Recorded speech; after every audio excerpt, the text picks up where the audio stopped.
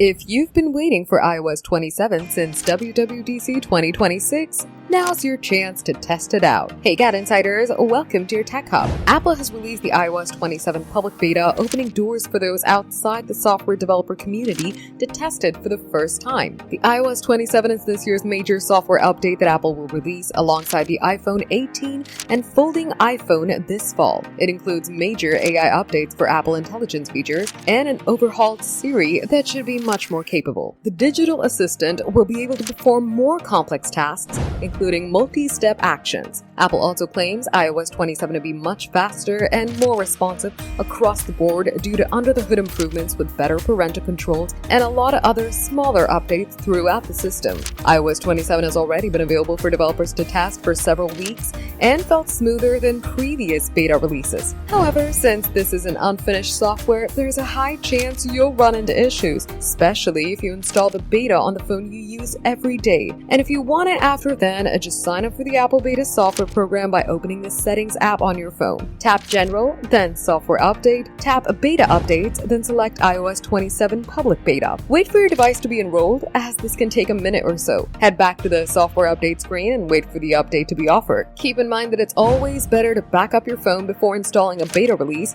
and if you decide you want to roll back to iOS 26, you'll have to erase and restore your phone. If that doesn't sound like something you're ready to mess with, then it's best to wait for iOS 27's public release later this year. For more updates, subscribe to GadInsider, like and share the video, and don't forget to press the bell icon so you never miss any update.